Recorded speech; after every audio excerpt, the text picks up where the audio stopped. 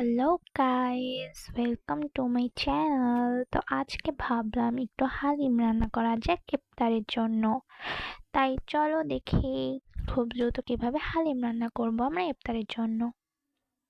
Let's get started. So এখানে আমি নিয়েছি রাঁধুনির হালিম মিক্স রেডিমেড সেটাই। তো এখানে এই যে এটা হচ্ছে ডালের মিশ্রণের প্যাকেটটা, আর যেটা ছোট সেটা হচ্ছে মশলার প্যাকেটটা, যেটা হালিম মশলা বলা হবে। তো এই হালিমটা আমি আজকে অর্ধেক রান্না করব, তো সেই হিসাবে সব কিছু পরিমাপ করে দিচ্ছি। এখানে আমি অর্ধেক হালিমটা নিয়ে নিব, হালিম মিক্স যেটা ডালের সেটা আমি নিয়ে নিব। এরপরে একদম ফুটন্ত গরম পানি আমরা নিব, নিয়ে ভিজিয়ে রাখবো।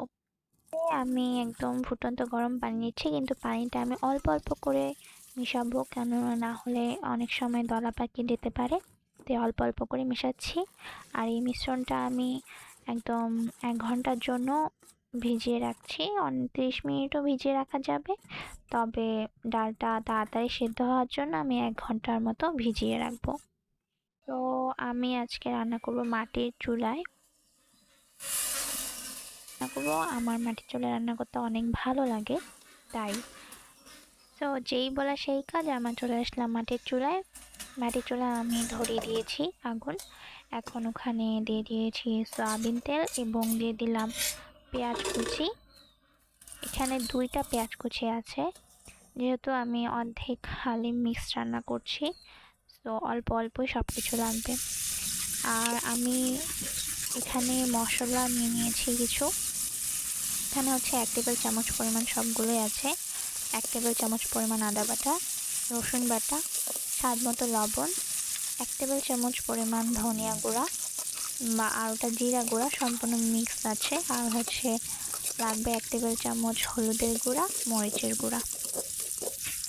পেঁয়াজটা লাল হয়ে আসা পর্যন্ত আমি রান্না করতে থাকবো।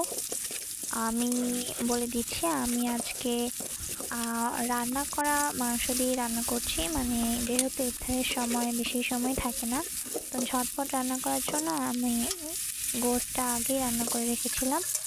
এটা হচ্ছে গরুর গোশত। তো আমি গরুর গোশতটা দিয়ে দিয়েছি। এখানে আমি তেল এবং কিছু সলিড গোশত নিয়ে নিয়েছি। গরুর গোশতের তেল দিয়ে আসলে হালিম রান্নাটা অনেক মজা হয়।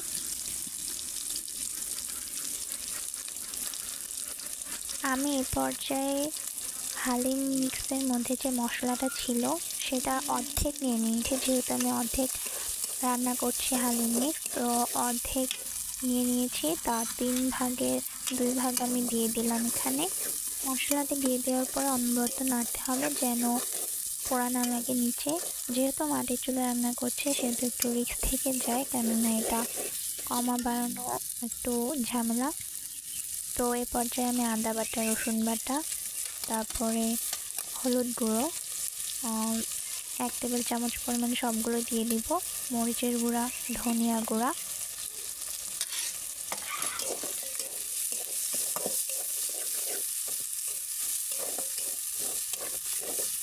অনবরত নেড়ে যেতে হবে যেন কোনোভাবে পোড়া না লেগে যায়।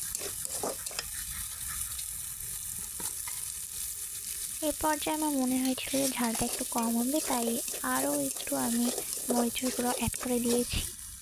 আপনারা আপনাদের স্বাদ মতো দিয়ে দেবেন। আমি এখানে সামান্য পরিমাণে গরম পানি দিয়ে দিয়েছি। এখানে কখনোই ঠান্ডা পানি ইউজ করা যাবে না হালিমে।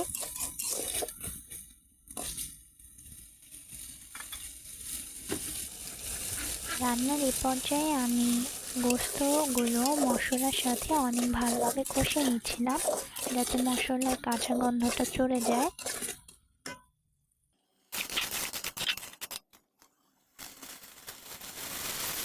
মশলা কষানো শেষে এখন আমি ভিজিয়ে রাখা ডালটা দিয়ে দিব। দেখতেই পাচ্ছেন ডালগুলো একদম ফুলে উঠেছে ভিজে। ডালগুলো সম্পূর্ণ দিয়ে দিব।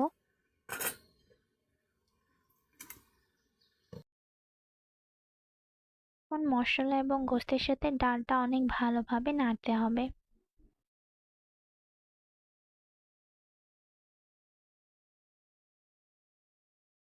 এখন এভাবেই নাড়তে নাড়তে দেখবেন এক পর্যায়ে ডালটা ঘন হয়ে আসছে। বেশিক্ষণ নাড়তে হবে না, 2-3 মিনিটের মধ্যেই ঘন হয়ে আসবে।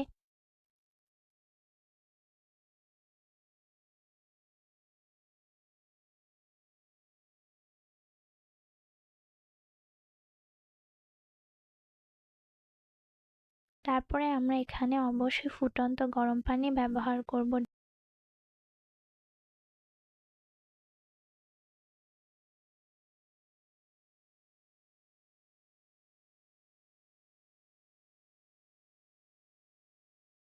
পানি দিয়ে দেওয়ার পরে এখানে আমরা 1 চামচ লবণ দিয়ে দেব। আমরা কিন্তু গরুর গোশতে রান্না করার সময় লবণ ব্যবহার করেছি, আবার মশলাটাতেও লবণ রয়েছে, তো এখানে অবশ্যই আমরা পরিমাণ মতো লবণ ইউজ করব। এখন আমরা ঢাকনা দিয়ে দিব। একদম নিভু নিভু আঁচে পুরো 1 ঘন্টা রান্না করতে হবে। মাঝে মাঝে আমরা এটা নাড়িয়ে দেব যেন তলায় না লেগে যায়, সেজন্য। হালিম রান্না করতে গেলে একটু ধৈর্য তো ধরতেই হবে। জানি সময়টা একটু বেশি, তবুও দোকানের মামাদের হালিম কিন্তু এমনি এমনি মজা হয় না, তারা অনেক সময় নিয়ে ধৈর্য ধরে হালিমটি রান্না করে। তো এ পর্যায়ে আমি দেখে দিচ্ছি 1 ঘন্টা পরে কীরকম হয়েছে। দেখুন তেলটা পুরো ভেসে উঠেছে, তো এরকমই হবে। আমি এখানে 2 বার পানি দিয়ে দিয়েছি, আরও অ্যাড করেছিলাম, তো সেটা আমার ক্যামেরায় ক্যাপচার হয়নি।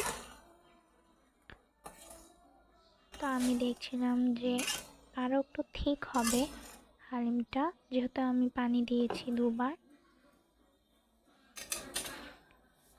পানিটা আপনারা দেখে নিতে পারেন যেন ডালটা সিদ্ধ হয়, সে পরিমাণ পানি দিয়ে দেবেন।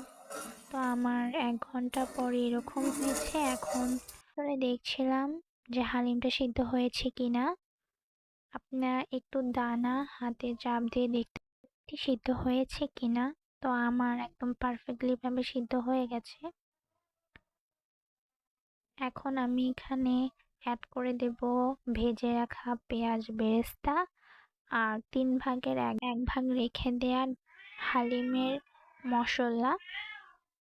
তো এই যে আমি পেঁয়াজ বেরেস্তা অর্ধেক এখানে দিয়ে দিব, আর অর্ধেক পরিবেশনের সময় দিয়ে দেব। পেঁয়াজ বেরেস্তা দিয়ে দেব 3 ভাগের 1 ভাগ যে তুলে রেখেছিলাম মশলাটি হালিমে, সেটি।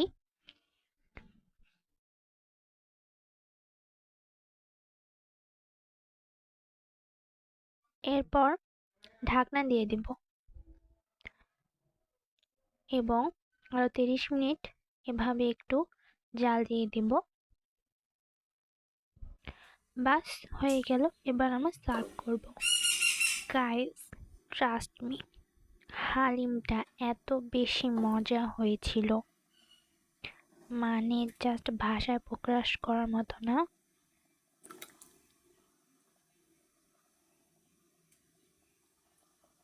বাস বলেই দিলাম কিভাবে খুব দ্রুত আপনারা হালিম রান্না করতে পারবেন।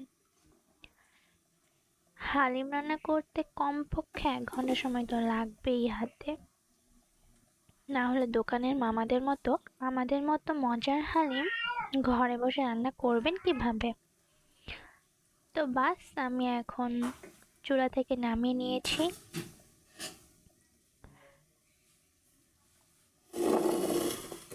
এখন আমি গার্নিশের জন্য এখানে লেবু, পেঁয়াজ বেরেস্তা, শসা, একটু আদা কুচি রেখে দিয়েছি। আমি যেহেতু এটা ইফতারে সার্ভ করব, তাই ভিডিওর জন্য অল্প পরিমাণে আমি দেখিয়ে দিচ্ছি। এভাবেই গরম গরম ইফতারে আপনারা পরিবেশন করতে পারেন মজাদার হালিম। ধন্যবাদ সবাইকে এই পর্যন্ত ভিডিওটি দেখার জন্য। যদি ভালো লাগে অবশ্যই চ্যানেলটিকে সাবস্ক্রাইব করে রাখবেন। এভাবে রান্না করা গোশ দিয়ে একবার হালিম বানিয়েই দেখুন, এবারে সবাই শুধু হালিমই খেতে চাবে।